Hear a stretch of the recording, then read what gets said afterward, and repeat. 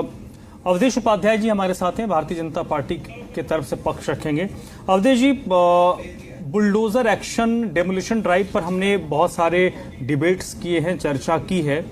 अब क्योंकि आज का जो हमारा मुद्दा है कि आम आदमी पार्टी ने इसको एक नेक्स्ट लेवल पर ले जाने की कोशिश की है, वो अपने विरोध प्रदर्शन को, जिसके तहत वो जंतर मंतर पर इसके खिलाफ प्रदर्शन करने वाले हैं।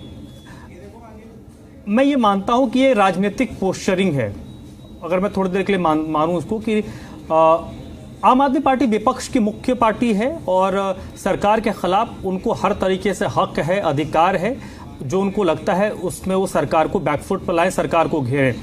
भारतीय जनता पार्टी इसको राजनीतिक तौर पर कैसे लेगी, राजनीतिक तौर पर कैसे जवाब देगी? देखिए धर्मराज जी, मैं आपको बताऊं, जैसे विपिन जी ने भी बात कही थी, लोकतंत्र की बात करी थी, मैं उसी से बात शुरू करता हूं। देखिए, हमारा जो भारतवर्ष है विश्व का सबसे बड़ा लोकतांत्रिक देश, तो बात आप मानते हैं, सभी लोग मानते हैं जो यहाँ बैठे हुए हैं।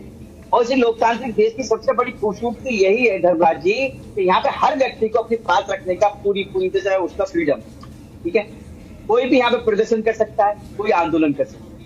लेकिन मैं एक बात जरूर कहना चाहूंगा इसके बीच में कि जब आज से 9 महीने पहले, भाई 9 महीने पहले मतलब सितंबर 2024 में एमसीडी में किसकी सरकार थी?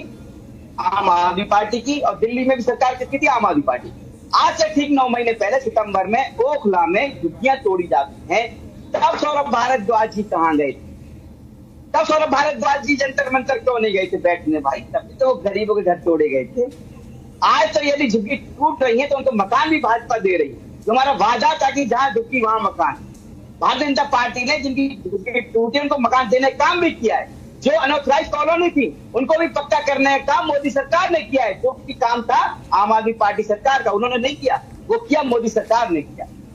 अब ये कहते हैं कि हमारा हक है, कोई मना नहीं कर रहा, आप धरना दीजिए, प्रदर्शन करिए, लेकिन ये तो वो वाली कहावत हो गई। मैं बताऊं आपको कहावत क्या सच्चाई है। रामायण में एक पात्र था, काल नेमी था, मुंह पे राम बगल में छुरी।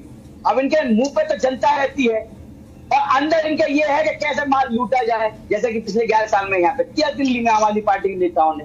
तो जनता ये अब बखूबी समझ चुकी है धर्मराज जी, आम आदमी पार्टी के जो नेता हैं केवल बोलते हैं, काम बिल्कुल नहीं करते जमीनी स्तर पर। चुनाव में मैं भी रहा था, कई जिलों में मैं गया था जहां पानी की लाइन नहीं थी, सीवर की लाइन तक नहीं थी। अब जाके वहां सड़क भी पड़ रही है, सीवर की लाइन भी पड़ रही है, पानी की सुविधा भी दी जा रही है। वहां पर जाकर देखिए आप। ये केवल मैं बता रहा हूं, मैंने पहले भी कई बार कह चुका हूं ये वाली बात कि आम आदमी पार्टी के नेता झूठे वादे, आरोप प्रत्यारोप की राजनीति के चैंपियन बन चुके हैं। इसके अलावा इनके पास दूसरा कोई काम नहीं है। एक विकास का काम इन्होंने 11 साल के शासनकाल में दिल्ली में नहीं किया। आज झुग्गी वासियों की बात कर रही है। यदि नरेगा में बने हुए 52,000 फ्लैट अगर इन गरीबों को मिल जाते तो शायद आज दिल्ली की झुग्गियां नहीं टूटती। लेकिन क्यों नहीं दिए गए? वो केवल इसलिए नहीं दिए गए धर्मराज जी क्योंकि उसमें जो था थोड़ा हिस्सा केंद्र सरकार का। केजरीवाल साहब चाहते थे कि मेरा नाम लिखा हो उस पे, मुख्यमंत्री आवास लिखा होना चाहिए उस पे, केवल अपने राजनीतिक स्वार्थ। ठीक है, गरीबों को मकान नहीं मिला हो, ठीक है। तो ये कहीं ना कहीं दिल्ली की क्या पंजाब की जनता भी ये जान चुकी है कि आम आदमी पार्टी जो है आपदा है।